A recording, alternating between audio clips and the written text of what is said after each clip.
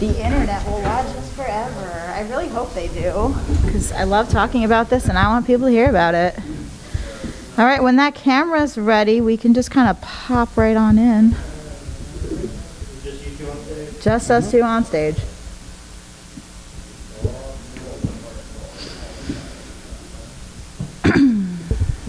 Alrighty.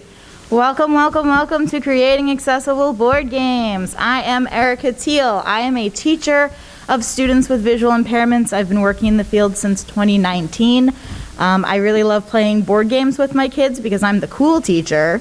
And so part of that is figuring out how to make these board games accessible and playable to my students. And I've done a lot of tips and tricks over the years, so I decided to make a panel out of it.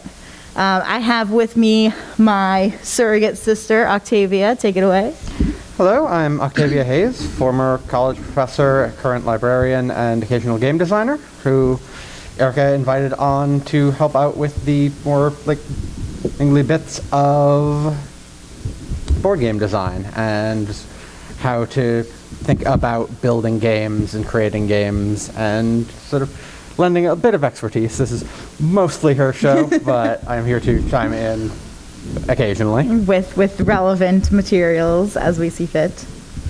All right, so what does accessible mean? This feels like a pretty obvious question, but I feel like a lot of people don't take this the right way. A lot of people say that accessible thinks that, oh, people with disabilities can do it, but I don't like that definition. Accessibility means anyone can use it.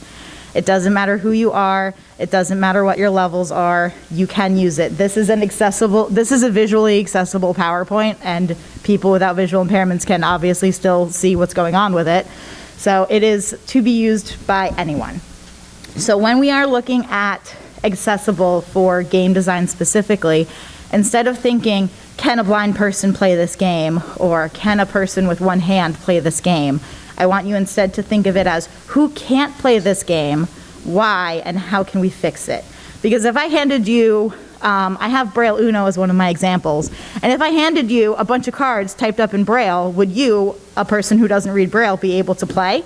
No, that is an inaccessible game, even though for a blind person, it's amazing and they love it. So accessible, you have to think, this is the core takeaway. Who can't play this, why, and how do we fix it? So I love to say that accessible means everyone can use it. That's kind of the core thesis here, and I love giving a couple of examples. The first of which is my favorite, audiobooks. I am addicted to Audible. Our drive down here was 8 hours, and we definitely spent some time listening to audiobooks for that. Audiobooks were actually originally created by the American Foundation of the Blind in 1932. Records were just starting to take off, and they finally saw an opportunity to make things accessible that weren't accessible before. Fun facts, the earliest recorded works were Shakespeare plays and the Constitution. We also think about night mode, kind of like this. This reduces eye strain in everybody. If you have a visual impairment, you're very worried about reducing eye strain because it's very helpful, but it helps everybody. I put stuff in night mode when I'm reading on my apps. A lot of people like to do it for their own stuff, and like I said, this PowerPoint is right here. Phone settings, there are text settings. You can change the size, you can change the color, you can change the style of font. Those are all accessibility options. Text-to-speech and speech-to-text, things like Alexa, things like, I don't know, whatever that other one is, Siri, things like that. Those are accessible features. Everyone likes using them, but blind people especially like using them because they make things into options that weren't options before. Accessible exercises. I love telling a story about a student I was working with who actually inspired me to become a TVI. She had cerebral palsy that led to limited mobility and to a visual impairment, so I was her para supporting her in the classroom. It was a gym class, and their final exam was they had to come up with a routine for something like Zumba or yoga or calisthenics, any of the units that they had covered. And the teacher added that you had to make an accessible option. So, here's the yoga stretch, and here's the more accessible yoga stretch. So many people are opting for the more accessible ones. For yoga especially, I can't stretch that way. So they just went with the alternative. And one girl was a horseback rider and actually injured her back the week before finals week. So she was like, I am so thankful that we have these alternatives because I wouldn't be able to participate otherwise. So accessible means anyone can use it. It benefits so many people. So we are going to talk about the process of making an accessible game. I talked to a company called 64 Ounce Games, and this was kind of my thing, and they verified that this is how they do it. They make accessibility kits for already planned and created board games. So they'll add in pieces and board overlays and braille instructions and labels so that you can make the game that you already have accessible. So if you are a classroom teacher who ends up with a student with a visual impairment, I highly suggest checking out 64 Ounce Games because you might have the games in your classroom already, and now everybody can play them together. We love that collaborative stuff. So the first step is to figure out the core concept of the game. What is the goal? What is the objective? Why are you playing it? How do you win? What are you even doing? The second is to break down the game elements and consider what their usability is. And the third step is to try it out. So the first is the concept. What is a game? That is our little reference. Octavia is going to take over for this, but I just have a little bit I want to say first for it. Like I said, this is what 64 Ounce Games does. This is also what TVIs do. I have my little story about the worksheet I was telling you.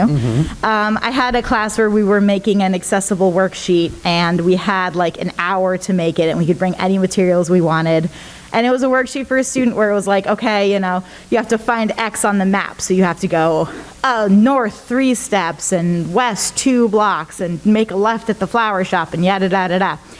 So we had our paper out and we were putting like crinkled up paper for the mountains and a sticker for the flower shop, and here's the river, and we put some felt there, and we were really getting into it.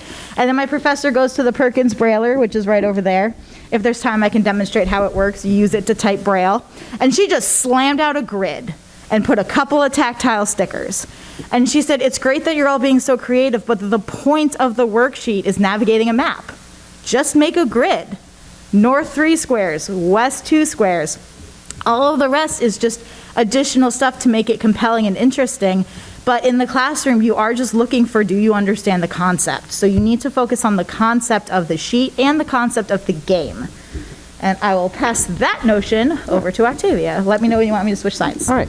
So when you're looking at a game, the thing to keep in mind is that games are fundamentally designed to be experiences. They're designed to have to guide the players through a specific concept or a specific idea, and they use mechanics in order to sort of express that idea and that experience. And so when you're looking at the game, you'll want to look at a few things. What is the objective of the game? What are the players trying to do? Why are you playing it? Is it for an educational purpose? Is it entertainment? Is it a competition? Because depending on how that goes, that can lead to other considerations for your accessibility.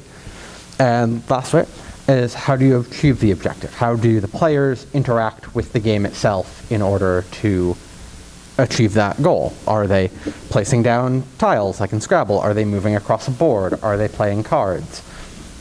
And any of these different things are different aspects that need to be added in to your considerations for accessibility. I like including the picture of a bunny because it really exemplifies the concept. That is a bunny who is participating in the core concept of Jenga, which is to move these little blocks. So, you know, there it is. That bunny is a gamer. That bunny is playing the game. That bunny is tapping into that concept. It's also very cute. It's also very cute. All right. So we have a few examples here of different board games and considerations on the accessibility. First, we have Trivial Pursuit, which generally, the core concept of Trivial Pursuit is answering trivia questions. And so you don't really need, like, the board, the little wedges, all of that is just scorekeeping for the primary thing of answering trivia questions. If you have trivia questions, which can be read in Braille, and you just have a set of cards, you can ask trivia questions and still have that game be accessible as it is. On the other hand of the spectrum, we have Cues and Clues here, a game That is not visually accessible. No, this is a game for anyone who is unfamiliar with it, where the primary goal is Primary to colors. draw a card from a deck of cards that has 4 different shades of color on it, and you need to give one-word prompts to the other players to find that color on a board that is all of the colors. I'm struggling a little bit. I want to show this to my students and just be like, hey, do you want to play this game? Because they would just laugh at me. Yeah, like, got Yeah. all of these different colors here. Yeah, so that is an example of a game that simply cannot be made accessible because the purpose of the game just can't be achieved. Yeah. Same with Jenga. I'm just going to jump in because 64-ounce games told me this specifically. They said they get requests for making accessible games, and sometimes they're like, we just can't. And Jenga is one of those examples because the core concept is moving those pieces and the thrill of like, oh God, is it going to fall? And like, if you can not adequately feel it, well, then you're not getting in that joy. You're not getting the point of the game. Sorry, I just want to jump with that one. Jump back to you. Yeah, then another example here, we have Planted, which is a sort of resource gathering Euro game, which the primary goal is gathering resources, resource management, and scorekeeping through getting different plants and growing your garden. And so this one's a little bit trickier, but as we can sort of open up and see, there are a few. It is very doable. It requires a little bit more work and a little bit more thought, but. Yep, we have a little breakdown of that after your Magic the Gathering slide. Oh, okay, so we'll come back to that one. Because this one's going to be a little bit more complicated. But Octavia came to me with this and I was so stoked. yeah, so one of the ones that we had considered when we were thinking about this panel was the concept of like how accessible would card games be? Because at first blush you would think like, not at all, because you would have to be able to read all of the different cards. But as I was sort of thinking about it, it's like, okay, theoretically, if you had you had sleeves that had a specific braille or like hit that With had some braille tactile. punch outs. I was actually thinking if you took scrapbooking scissors that have the different like scalloped edges, and, Oh, like, okay. notch the corners. Okay, yeah, and so it's not going to work for competitive, obviously, because you're marking all of your sleeves.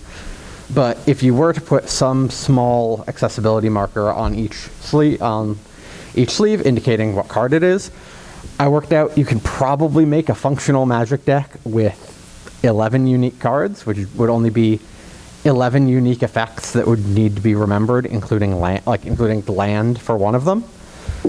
And so, depending on what you're trying to accomplish with the game, it's going to change how your accessibility is going to look. Mm-hmm. Like, this obviously isn't going to fly for a tournament where you're not going to be able to have marked cards or to be able to read any of your opponent's cards. For if you're looking for going into the game from a deck building perspective and being like, oh yeah, I want to build like this neat thematic deck with different options, that's going to be a lot harder because the more cards the more different cards you have in your deck, the more cognitive load is going to get added on of remembering what each different thing does.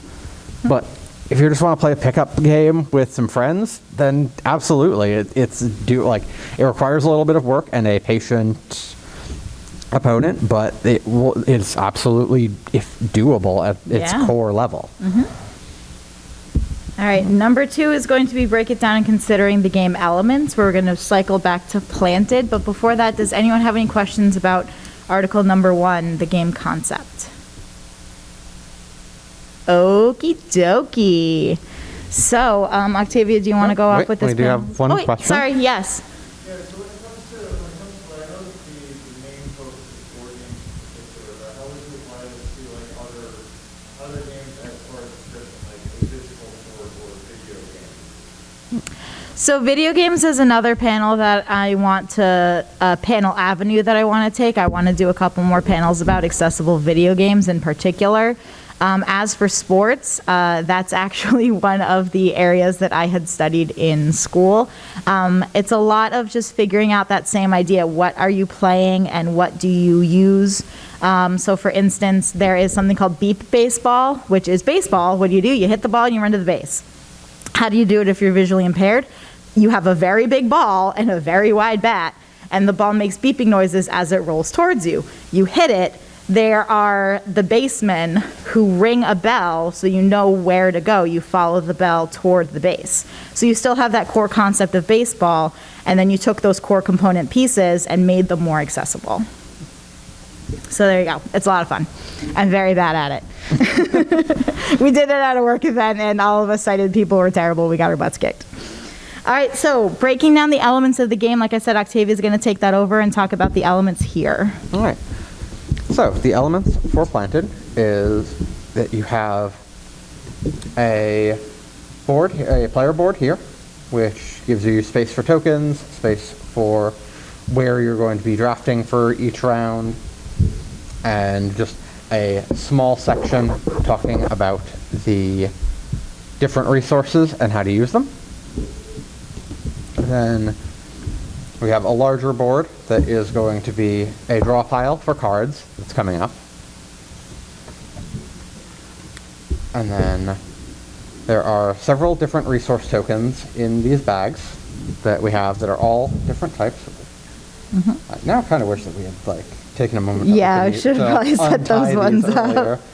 There's a piece that looks like a sun, there's a piece that looks like a spray bottle, and a piece that looks like a water droplet, depending on we've got a sun. And then those ones are for scorekeeping, the leaves. Okay, the leaves are for score? They're for score. All right. But yeah, point is, and why I'm sort of opening up more of them, is that all of the pieces are differently shaped, which is going to be important down the road. And then lastly, we have several cards, which have different plants on them and different information on building those plants in the game. And so... And then there's the gathering resources cards. Yes. Yep. And then we have another things for resources, for sun, baskets, other things that you would need to build, to start growing your plants. So each part of this we want to take a look at and see how can they be made accessible? How can they be made, what is the point of each of these items? And how can we adjust that to make it more accessible to everyone? And we always want to keep that question in mind. Who can't play this, why, and how do we fix that? That's the point I'm drilling into y'all's head today. All right. Item number 3 is playtime. Test it out. Have fun. Obviously, the best way to do this is to ask people who are blind to play your game. There are a lot of organizations out there that help people with visual impairments. I live in New Hampshire. It's very tiny. I am not the only TVI in my state. My agency, Future Insight, is not the only agency doing this in our very tiny state. And there are a lot of independent contractors as well. If you talk to any of us, we can help you figure out where to get an audience for your game. There's also a lot of schools for the blind and work rehab programs for people who become blind later in life. So reach out and find a blind community to practice the games. If you can't find one, you're not trying hard enough. But if you don't want to find one, then the least that we want you to do is to close your eyes and see if you can still play it. Blind people learn what is called sensory efficiency, which I'm going to be talking about at my other panel, which is how to use your senses better. There is a little bit of science saying that if you lose your vision, your other senses get stronger, but the truth of the matter is the reason why people with visual impairments can hear and feel Braille so well is because they practice. These are skills that you can learn and build up. For instance, when I first started off as a TVI, I was terrible at reading Braille by touch. I could read it by sight, like LOVE, but feeling it on something, oh my God, I was god-awful.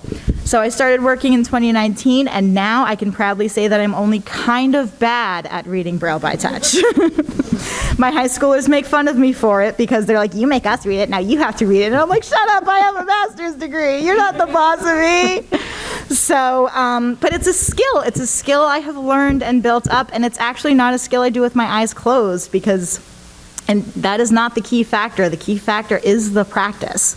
So basically, if you, a sighted person, can do it and can feel it and can tell the pieces apart and can tell where the markers are, then a person who has trained up this skill for years is going to have it on lock. So you're kind of like the low bar, no offense, but you're the low bar. It's also very good, in case you forgot elements. I was in grad school and there was one class where you had to break down a chore and figure out how you would teach the chore to a blind person. So I did doing laundry. And I was like, okay, I got this. Here we go. I write up my step-by-step. Here's what they need to know. Here's where to find stuff. Here's how to feel for it, yada, yada. Here's the sounds the washer makes. Okay, we're ready to go. I put on my blindfold and I go, crap, I don't know where the laundry detergent cup is. So I take off my blindfold and I figure out where the laundry detergent cup is, and I figure out the words I'm going to use to explain it, and I figure out where it's going to be and how I'm going to describe that. And it even has little notches on the inside. So I'm like, all right, cool. I can just feel where the notch is and I'll know where to fill the cup to. Put my blindfold back on. All right, reach out, feel for it, find it, good. Go to reach in for those little tabs, and I can't tell them apart. There's 3, and I can't tell which one's higher or lower. So I take my blindfold off, and I'm like, now I have to make the cup accessible. So that's like, I kept finding things that I didn't even think of until I was in the moment. So definitely just try playing it with your eyes closed. Maybe that sun piece implanted isn't as distinct from the water piece as you thought it was. Maybe they feel kind of similar and you're like, oh, they look like they would feel different, but maybe they don't. All right, again, always who can't play. Think about other communities that you might be involved in. I have some students with limited mobility. Some of these games aren't going to be accessible. I have some students with no vision versus some students with low vision. That's going to take my very different approach to these things. All right. Cycling back to modifying our game elements, this was point number 2, and this is where we have fun. This is where we talk about what I love to talk about and what I love to do. So I broke down the components of a game into 6 major ones: the instructions, the pieces, the boards, the cards, the dice, and your scorekeeping strategies. So we're going to approach how to make each of these little game elements accessible. So when you have a game, such as Planted, you think, okay, it needs instructions, everybody needs instructions. It has pieces, it has a board, but depending on how you lay it out, the board is not as one of the critical things. It has cards, yes. Does it have dice? No. And it does have a built-in scorekeeping method. Inside this little pouch here, there is a stack of writable score sheets. Yep. So it does have that scorekeeping method. All right, so first is instructions. There are a lot of ways to approach instructions, and I actually thought that this was kind of hilarious. Another one of those blind haha moments where I asked 64-ounce games, you know, what elements they broke down, and I had brought up game pieces and yada yada, and they said instructions, and I was like, oh my god, I forgot instructions, duh. You don't always think about these things, which is why the collaboration is important. Also, the CEO of my company, Randy Pierce, he's like the most interesting man in the world. Like, he climbed Mount Everest blind. He's very cool. And he's actually a gamer. So I said to him, what do you think the most important element of an accessible game is? And without hesitating, he said the instructions. He said, if I am motivated to play your game and I know what I'm doing, I'll just figure the rest out. But he needs that motivation, he needs the clarity to really get him motivated. So instructions are more important than I thought they were. Part of that is because for me, verbal instructions are the best way to do it. I'd rather just sit with a person who's played the game and have them explain it, but that's not necessarily the most accessible way because you don't always have another person with you who's played the game, so you need that other way. Obviously, there's things like large print and braille instructions, but we kind of run into that accessibility snag of that doesn't mean necessarily everyone can play. I have Braille Uno as my example here. All of the instructions fit on one little card in contracted Braille. Randy apparently doesn't read contracted Braille, which I found out when we wrote him a very nice note in Braille for our holiday party. And he was like, contracted Braille means things like CH and AR are one Braille cell as opposed to just spelling out every single letter. And apparently he didn't know all those ones, so he was like, can you just read it to me? We're like, oh, we're so sorry. So there's different levels of accessibility, and You aren't necessarily going to hit all the nails on all the heads. Like I said, I make some of these games that some of my kids aren't going to be able to play. And, you just have to make it as accessible as you can. One of the things that 64-ounce games does that I love is that they give PDF access. So, and I think a couple other games have done this too. Have you seen it? Yeah, a lot of modern board games will have PDF. Yeah, they'll have like a QR code. Yeah, that you can look up and shout out PDF. Sorry, I'm so sorry. Shout out to this if you are a game designer, because a PDF can be accessed in a lot of different ways. It can be compatible with a Braille reader if you read Braille. It can be listened to if you prefer listening to things. So your best bet is going to be to have the PDF access to it. If I may interject for just a sec. You absolutely may. Also been a thing that I've noticed in some modern board games as well, where they will include in those QR codes for the instructions also having like learn how to play, and it'll take you to a video where you can listen to people talking about the rules directly. Right, which good. is another good. Yeah, I didn't even know about that until game day this year. We do a game day event with our friends. One thing that I do want to say for that though is if you do that for your game, please describe what you're doing and what the pieces look like, adding in that extra element. But yeah, no, that's actually really good too. So thank you for bringing that one up. All right, game pieces. We have to talk about how we tell these game pieces apart and how we move them. Those are the two key things you do with game pieces. Important thing to think about first and foremost is your color contrast. When I was little, I had a Harry Potter trivia game, and all of the pieces were like black and gold and bronze and silver, and my friend's dad is colorblind, and he's like, these pieces all look exactly the same. I don't know what piece is which. So definitely just straight out the gate. A lot of games kind of fall pretty reliably into like your red, blue, green, and yellow, which are very good high contrast colors. So yes, very, very nice. You want to think about different shapes. The Monopoly pieces were a good example of the Kat was talking to us about that before. They do feel differently, but make sure you're closing your eyes. How does it feel? Does it feel different enough? Also, would you be able to tell if it was on the board? Can you still feel, or do you have to pick it up? Because, that's going to impact how you're going to play. So it isn't necessarily enough, and you have to think about if that texture is going to be enough. So here's how we approach some different games we can do with 3D printing. The American Printing House for the Blind actually has a gaming kit, which I have set up over there. If at the end we have time, you want to go over and play around with some of the pieces and take a look at it. You can see the different elements. And I have the elements up here that are their game pieces. Again, we have those contrasting colors. And they have different ends. So this one feels like a flathead screwdriver. This one feels like a cone.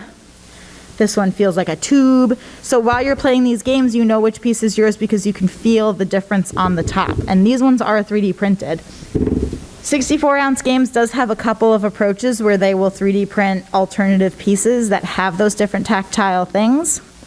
If we don't have access to a 3D printer or the APH gaming kit, or we need something a little more than that, you really just have to put tactile differences. My job is puffy paint. What do I do for a living? I put puffy paint on things.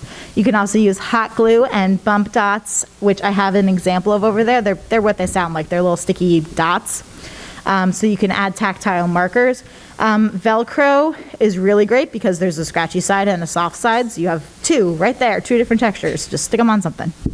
And obviously Braille labels are a very good go-to for figuring out what different stuff is. When you are thinking about how to add these tactile markers or change the shapes of these pieces, you also want to be thinking about how you're managing your pieces when they're on the board.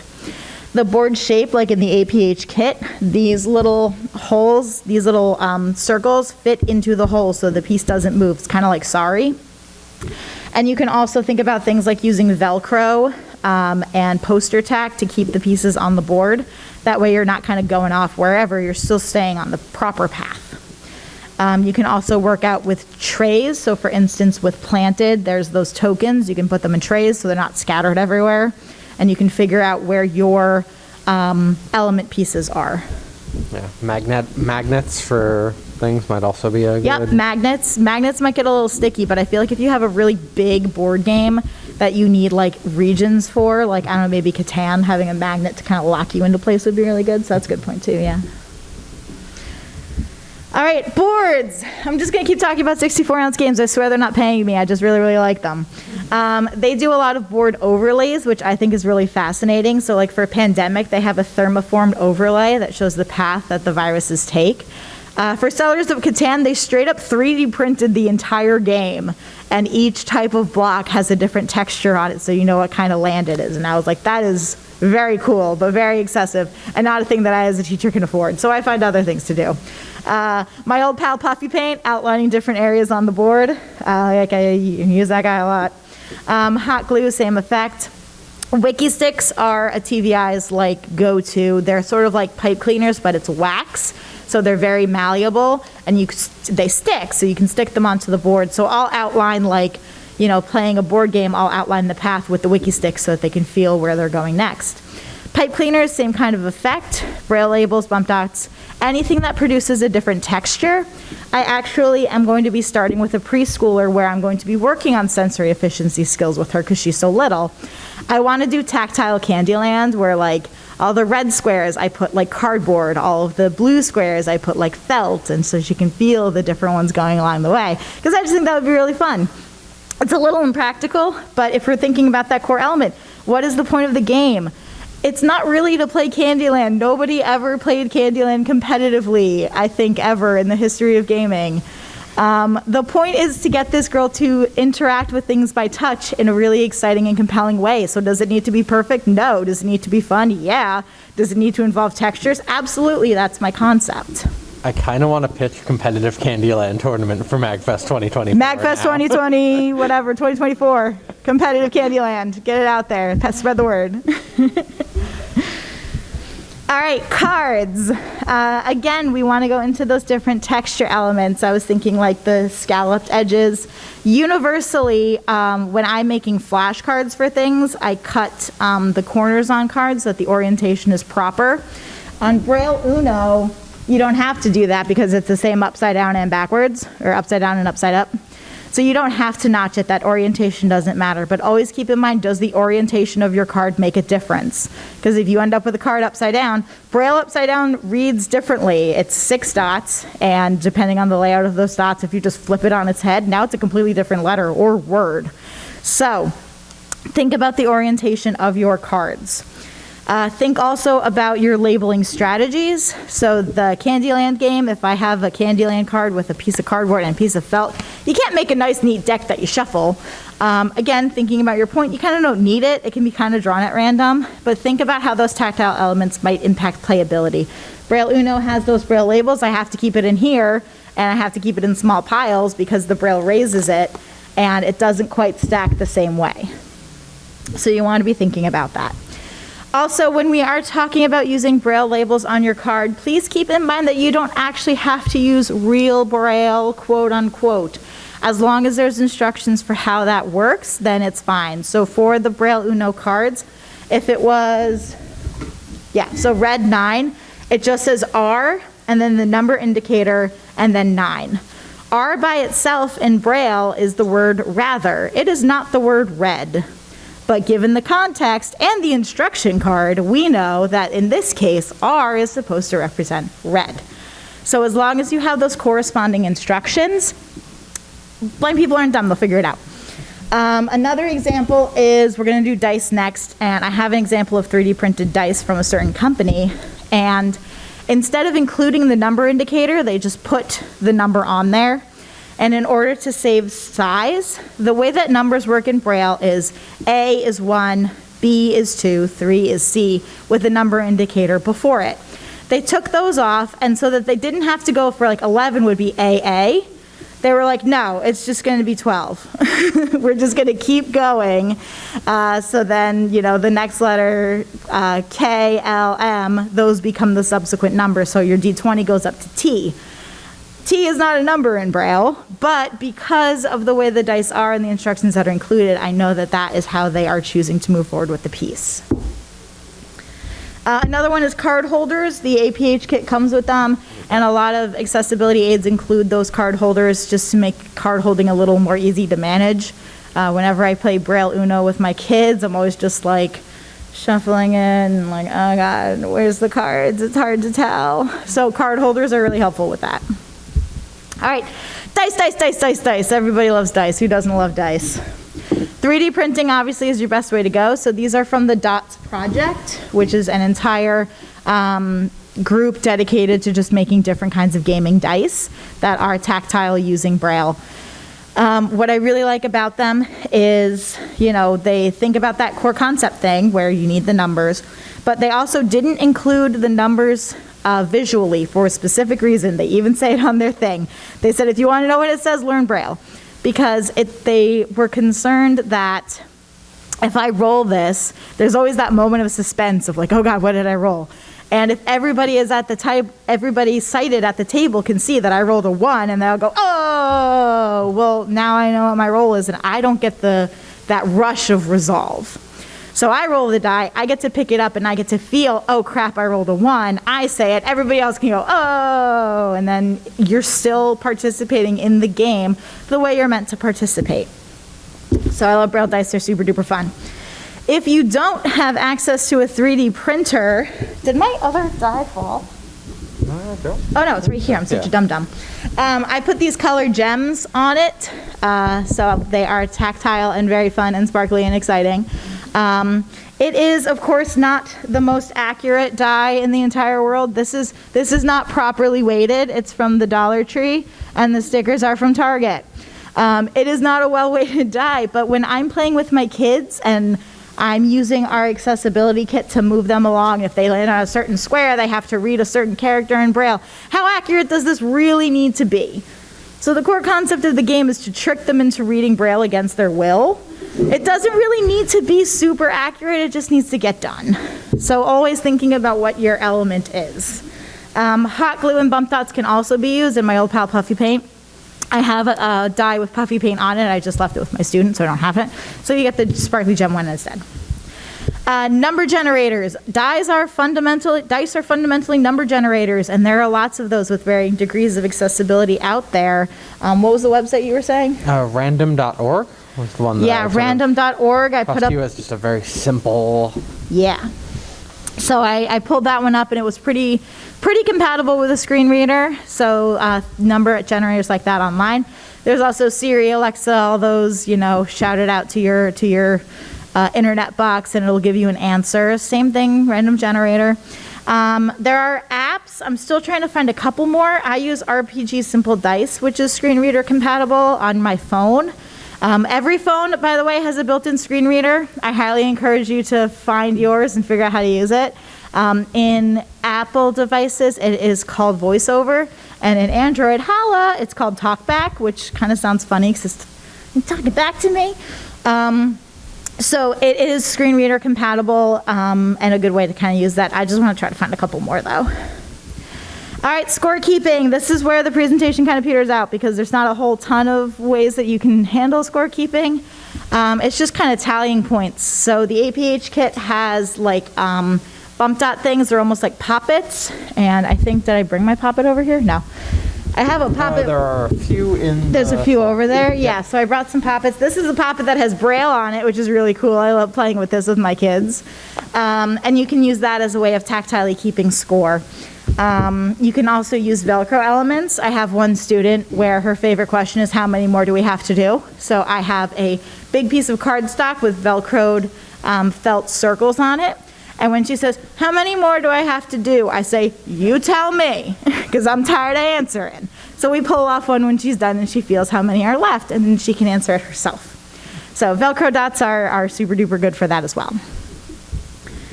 All right, so our summary. Before we jump into that, does anyone have questions about making the accessible pieces?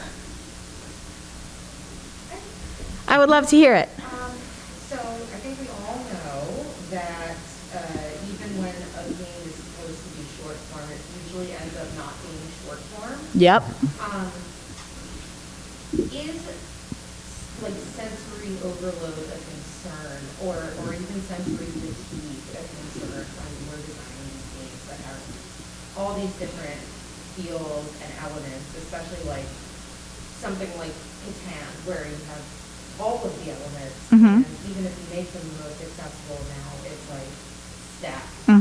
Yeah. Is that a concern, or? Yeah, so the question, if you hadn't heard it or for the recording, they asked us to repeat the question is sensory fatigue kind of a concern for this? And part of what I do is, I was talking in the beginning about teaching sensory efficiency, and part of that is teaching sensory tolerance. When you explore your world through touch, you need to, be able to take in all these different things for a prolonged period of time, because if I'm reading Braille and I take my hand off, I'm not reading anymore. If I'm trying to find things on the table in front of me, if I'm eating and I'm navigating my plate by touch and I take my hands away, I'm not doing anything. So it is very constant. You are constantly touching, you are constantly feeling. So while sensory concerns might be, or while sensory input might be a concern, it is something that is sort of taught out of them. Like sensory tolerance is part of teaching sensory skills. So if you're making a game for kids, Mm-hmm. 0 to 7, Yeah. let's say, Mm-hmm. that's a different level than making a game for adults, right? Yes, exactly. So like my Candyland game that I was thinking of making, I'm not sure if you had walked in for that part. Yeah. So that is those different textures, because she's in preschool and I want her to be excited about touching stuff. So I turn touching things into a game so she's motivated to feel the different textures and understand why things feel differently. So yeah, it's a little more of that sensory tolerance teaching. Yes, in the back. Similar question, are there any videos of people with sensory issues and inside people playing video games? Because when I'm thinking through how to play something like the con, even if everything is, texturally distinct, Mm-hmm. trying to remember where all of the pieces would be. And like, it's like you roll the dice and see what resources everybody gets. Mm-hmm. That feels like that would be an enormous amount of memory work. Absolutely.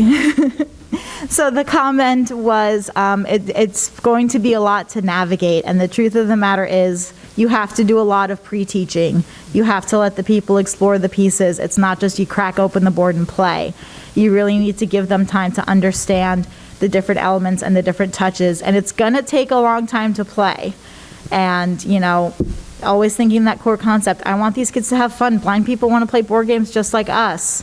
And so you really just need to have that patience to make sure that they're navigating all those elements. Prompt them when you can. As for if there are videos, which was another part that you asked, I haven't found any myself, but I wasn't really looking for them. The APH website has a lot of things, and there's also a website called Paths to Literacy, which has a lot of kind of sensory exploration strategies and articles and things like that, so you might find them there, but I'm not entirely sure. I haven't looked for those videos. Anybody else? Yes. What could you do in kind of social deduction games to help someone who isn't comfortable with lying or kind of social conflict? Oh, that's very interesting. Yeah, so the question for the stream, before we go in, is how can you assist with social deduction games and things that involve talking with people and getting them to, and helping people with like lying and visual cues that people would be making from the game itself? Yeah. So I don't know so much about the moral side of things. If the person is uncomfortable with lying, I would just suggest that either somebody assists them or they play a different game. Because again, going back to this idea of the core element of the game is going to be lying. And if that's not something you're comfortable doing, then unfortunately the game might just not be for you. As for the vision standpoint of it, there are a lot of cues that are given with facial expressions, and facial expressions is actually one of the areas that we cover learning about. When you have a visual impairment, you don't necessarily see people's body language. So that is also something that is taught. We teach them how to look for, not necessarily like, oh, are you lying? Like, are we doing an FBI interrogation? But I'm excited, my hands are moving a lot. We teach a person with visual impairments to hold my hands. They're moving, I'm excited. I'm sad, my shoulders are slouched. Put your hands on my shoulders, they are slouched. If I feel like this, that means my emotion is this. So there is also some exploration from that regard. So they may need some assistance in picking up on those body cues for truth-telling. Again, if it's just an area of concern for them, I would just suggest we guide them to another game instead. Does anyone else have any questions? All right, so Our conclusion, my number one thing, please let this be your biggest takeaway. Accessible means anyone can play. Accessible does not mean a person with a disability can play. Accessibility means everybody can play. You always want to be asking that question, who can't play, why, and how do we fix it? Remember your core concept of the game, what is the point? Consider the usability of the components, provide tactile access, prioritize tactile access, and have fun. We want everybody at the table to have that experience. I love the quote that Octavia said about gaming being an experience, and that's what the people want to have, just the same as everybody else. And so there we go. So a couple of things that we have up here. I made braille labels for Scrabble tiles. I invite people to come up and look at these, tactually explore them yourself, see how things feel. I also have Connect 4 and Battleship, because if you don't want to do that, I thought it would be fun to take those games. I already know how I want to make them accessible, but we got 15 minutes left. So I was thinking we could take Connect 4 and just shout out some ideas for how we would make it accessible. So Octavia, if you want to pull out the different elements. Clear up a few of the pieces here for... Yep. If you want to come up while we're doing that and check out some of the stuff, you can, or you can check it out after. I don't want to make anyone feel like called out because they come up here when they're by themselves. We like inclusive environments here. Nobody gets called out. All right. So Somebody tell me, what's the core concept behind Connect 4? Raise your hand. How do you play? I don't know what this game is. What do you play? they're still on sprues. I didn't take them out yet. Yes. The object is to make a row, column, or diagonal line Mm-hmm.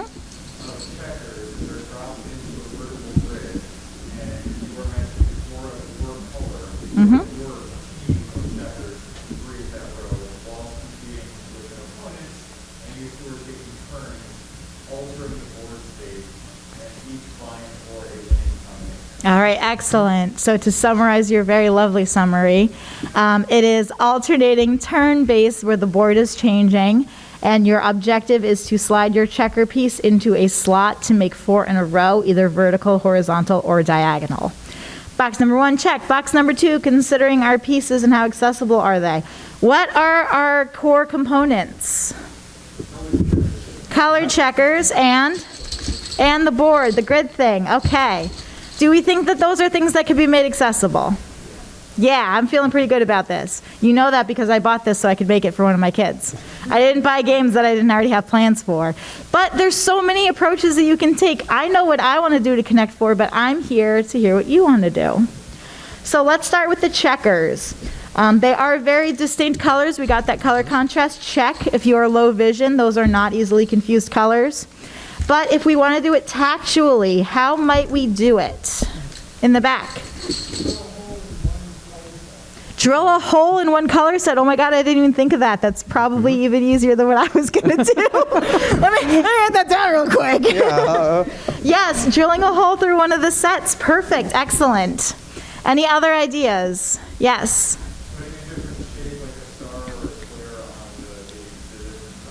Very good. Putting a star versus a square on it. Yeah, that's excellent. Because you can get those different tactile feels. I think they already have stars on them. But if you have access to a 3D printer, you could probably just smash it down and print something else. I saw a hand over here. 4s on them. Oh, they have 4s on them. Duh, 'cause it's Connect 4. Single raised dot in the center of one color. Exactly. Single raised dot. That's sort of what I was thinking. My concern with that is I don't know if it will still fit through the slot, but what I like about Connect 4 is that their pieces are indented, so you might be able to do that. Yeah. So I love that single dot idea. I really love the whole idea. Does anyone else have any others? Yes.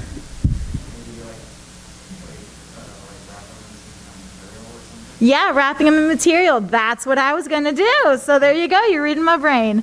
I was thinking that because they have that divot, I could put different kinds of material in them. Again, thinking about my preschooler who I might play this with. It'll have that tactile difference. So I would have like a silky fabric versus a rough fabric, or like cardboard versus felt, things like that. So we can each keep track of which pieces are where. I really love these ideas, you guys. All right, what do we do with the board, though? How accessible do we think that is? I see a hand. So there's the row of 7, right? Yep. So I think we could use an X and Y axis thing where Uh-huh. And then so the letters would be horizontal, and then Mhm. the numbers would be vertical. Mm-hmm. So like A1 to, like A1 or B1 or C1. Mm-hmm. Is that kind of what you were thinking about doing? It is so much that I was thinking about what I was doing that it was exactly what I was going to do. You should be a TV. You two should be TVIs. You're going to take my job from me. Yeah, exactly. You could make a grid system. You can make those Braille sticker labels like I put on the Scrabble tiles and have it go across so that if someone gets stuck and they can't remember which one is where or which slot is open, they can ask a sighted player, is A7 still open? Yep, like you had said to me, other people are also an accessibility aid. Yes, a visual aid is an accessibility device. You can ask a friend. I saw a hand up here first. Because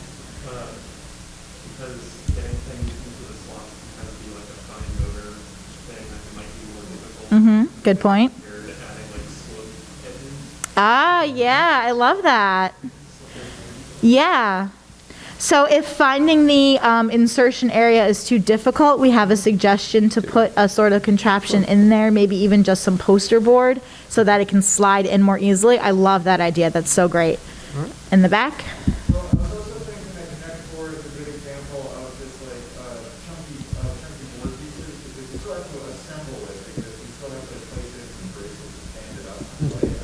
Mm-hmm. Yep. Braces are here on a sprue. I just bought this game before we came here. But I was also saying that also forces the board to be asymmetrical, because it was designed to have braces put at the bottom, so the top and bottom are distinct from each other. Yes, good point. Otherwise, the grid itself is pretty symmetrical in terms of vertical and horizontal themselves. Yep, so the comment was to bring up about that orientation of the board. They are definitively different, so it is easy to figure out where the top of the board is.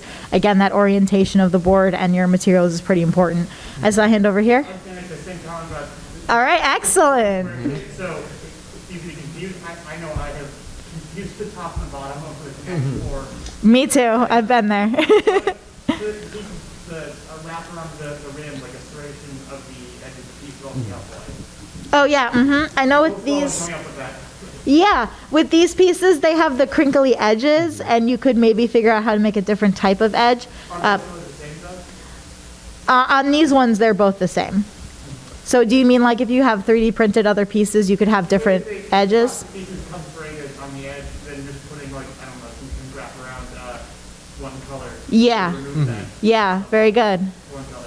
Yeah, so adding different materials like saran wrap or something to the edges as well. I saw hands in the back. Okay, 10 minutes left. All right. Thank you for that heads up. Does anyone have any other comments to make about Connect 4? Yes. I think sometimes we over-design. Mm-hmm. What, other than the communication element of being able to communicate sighted to non-sighted players, this game is unique as you can stick your fingers through the holes to tell where the That too, exactly. you know, sometimes I try to think of a simple solution Mhm. where you don't have to have skills in Yeah. coding to be able to do something else. Yep. So, I'm sorry. No, go ahead. Yeah, so the comment was that it's beneficial because it has the holes. The grid system that was mentioned before for me would just be like, I would love for the student to feel out where those holes are. The grid system I had mentioned before that I'm going to be including is so that the student can figure out where they are. So if they feel that there's an open hole in functionally, I don't know, 3C, because they felt it, they could then feel, okay, here's row C, here's row B, trail my finger up and put it in. So to just have that be like extra access. But you are right, you don't want to overcomplicate things, and you can just figure out stuff where stuff is by touching. So you make some very good points. I think from the original design aspect, it's simply going a hole through one side. Mhm. It's like, it's more, it's not even just like the act of putting in, it's the constant communication of updating board space, so having just like that one little thing can communicate a lot in a lot of different directions. Exactly, yes. Length of the game. Exactly. it definitely keeps that experience of you're figuring it out kind of independently. When you're playing Connect 4, you don't want anyone to be like, but you could put a piece there, you know. You could put a piece there, you know. Like, you want to figure it out. I got my strategy. I'm going to go competitive Connect 4. Let's do that too. Can we seriously do a mag competition of just like the games you played when you were a kid? Like, there is? Oh, I love that. That's so great. So yeah, I agree. Having that tactile marker really gives that independence. So we got about 7 minutes left. I had Battleship as well, but spoiler alert, it's pretty accessible already. I was going to be your softball if we got a little stuck. So I want to give you the last couple of minutes to kind of explore the different stuff that's up here. If you want to play with the Brailler, I can show you how it works, and you can write your name in Braille, have some fun with that, and just kind of play around and touch stuff. That's what we do. We touch things. So thank you all very much for coming, and come explore. Yes, thank you very much for coming out today, everyone.